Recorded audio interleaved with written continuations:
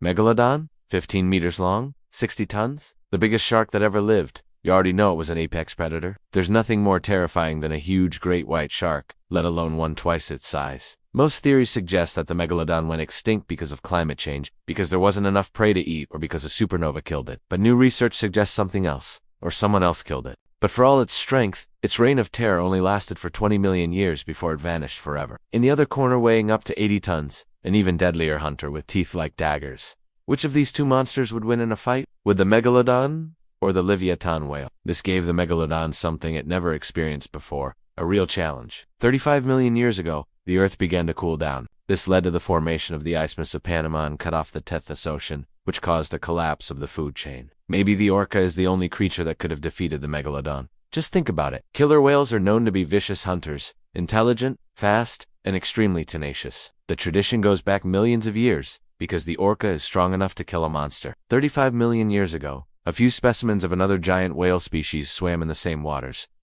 These prehistoric giants grew up to 17 meters in length and weighed around 90 tons. In general, the orca is considered the successor to the Megalodon, the true apex predator of the modern ocean. We don't have any evidence of that, but we can assume that the battle between the largest whale every year. Fishermen and sailors claim to see a huge shark that bites fishing lines and drags boats into the water. But each time it gets away, marine biologists try to convince them that this is just a big stinky fish, not a monster. But who knows? Maybe they're wrong. The killer of the Megalodon turned out to be an ordinary killer, humans, but that's unlikely. More likely, the great white shark became an apex predator because the ocean had changed. The great white shark had to adapt to survive. But no matter how cheesy it sounds, even kings can fall when their world changes. Humanity fishes out entire schools of fish in a matter of hours. That's why we are the true killers. We didn't just replace the Megalodon, we became it. We pollute the ocean and keep raising the water temperature. We destroy nature, and the underwater world suffers because of it. Cooling seas deprived a Megalodon of its main food source, and it started dying out. Scientists came to this conclusion based on indirect evidence. The fact is that the Megalodon ate mainly fish and crustaceans. Or have a look at who will be the first to go extinct. Humans or sharks? But 35 million years ago, these sea creatures suddenly disappeared. And the largest shark could have ended in the same way as the fight between the Livyatan. Maybe the Megalodon lives deep in the ocean where no one can get to it. Or maybe it's always close by, hunting the fish that people throw back into the water after failing to catch them. People just don't notice it. In the 19th century, sailors reported seeing enormous creatures that looked like sharks and were many times larger than whales. Some of them even said they saw a dinosaur in the ocean. Of course, these stories were labeled as fakes. After all, why would sailors lie? In both cases, the outcome would be the same. They attacked seals, porpoises, and even blue whales. They work together in pods, isolating their prey before attacking it. That means the true culprit behind the extinction of the Megalodon remains unknown. No other animal on Earth hunts like the killer whale. While some animals migrated to other regions, others died out. Climate change affected the Megalodon in a crucial way. Although the shark won more fights than it lost, it took casualties and grew tired of the battles. This is how the wars between killer whales and great whites work today. And scientists believe that the same thing happened between the Livyatan. In 2009, the American press excitedly reported that a submarine Megalodon was filmed off the coast of Hawaii. Experts later admitted that the alleged shark was just a small whale. But this story proves that the Megalodon conspiracy theory is still alive.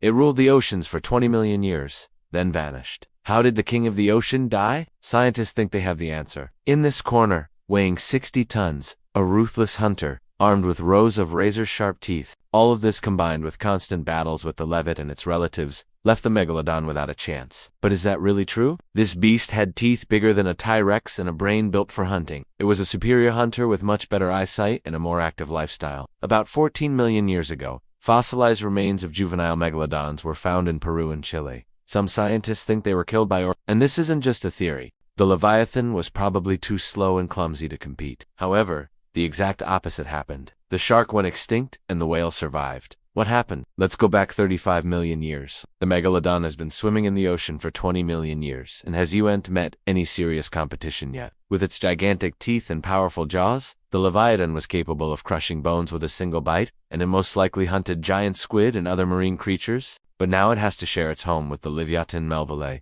a giant predatory whale from the sperm whale family. This monster is larger and heavier than the Megalodon, and it's also much faster. Livyatan means Great Leviathan in Latin, and Melville honors the famous writer Herman Melville, who wrote about the legendary crime. How could the mighty Megalodon be threatened by a whale? If the two species had fought, the shark would have had the advantage. The Livyatan had strategy. Like modern killer whales, It hunted in groups and ambushed its prey. The shark had to spend energy constantly defending its territory, which made it vulnerable to other threats like starvation and disease. Giant squid used to be its main meal, but thanks to the cooling seas, new competitors moved into the territory of the Megalodon, depriving it of food. Orcas, killer whales, are the only predators that regularly hunt great whites today. But why do they need such skills? Because their ancestors used to face opponents much stronger than themselves. Like the modern orcas often finish off young, sick, or old megalodons, but maybe it didn't kill the megalodon. Perhaps the whale that fought the shark was even bigger than the Livyatan. What if the Asaurus was the last opponent the megalodon faced in its life? However, paleontologists say that the Asaurus hunted small fish and crustaceans, so it couldn't pose a serious threat to the megalodon. But what if the shark wasn't killed at all? What if it's still out there somewhere? However, some people still believe that these reports describe the mysterious submarine After all, divers occasionally find strange scars on their bodies, though they were in the ocean far from shore. And what if those mysterious submarine megalodon videos aren't fake at all? And what if it really is still alive? Perhaps they were all eaten by the megalodon's distant relative, the great white shark. This process must have taken a very long time, but over millions of years, evolution works wonders. That's why the megalodon is gone. But who's the true apex predator today? It's us. But unlike the megalodon, we don't live in one ocean. We live in all the oceans. And we will destroy all of them sooner or later. Now check out Megalodon vs Great White Shark. Who would win?